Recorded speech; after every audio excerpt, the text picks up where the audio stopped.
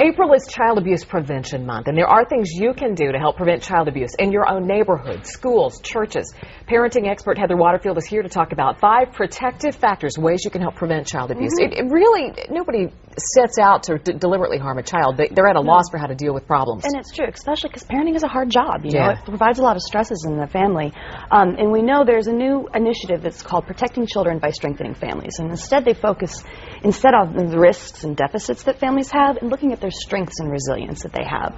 So these 5 protective factors can help families reduce the instances of child abuse and neglect if they have some of these things. And these things can be helped through, like you said, communities and neighborhoods and churches.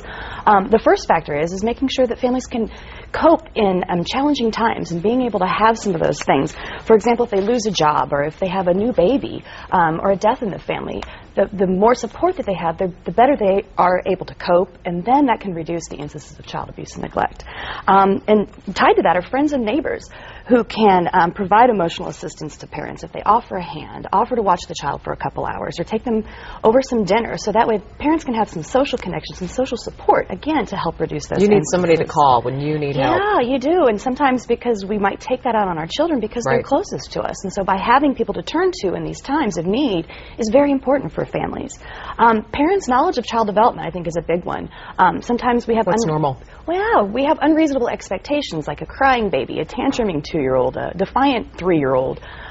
If parents have some knowledge, whether it comes from parenting classes or maybe even child care providers or the early childhood field, can help educate parents, and so they're better able to deal with children's behaviors. Financial security to weather those unexpected costs. Well, this is a big one right now. We've seen families, fathers kill the entire family because they're afraid they won't be able to provide for them. Right, and so providing families access to some of these things, letting them know there are services out there to help them either to weather some of these unexpected costs or to learn how to do a budget for families, because that's something that not a lot of people know how to do, especially in times like this. And finally, it's providing children with the social and emotional assistance that they need to interact with others well. So whether you're a neighbor, go say hello to the children, support some of the services they do. By doing that, we let children know that we care about them, and then they in turn feel good about themselves, because the more disruptive and behaviors that a child has, the more likely they are to be taken out on. Because so if we have children who feel good about themselves, that helps reduce the instances of behaviors too, to reduce child abuse and neglect. Anytime you even suspect that some kind of abuse or neglect might be happening, you must report that so that it can be investigated properly by the state.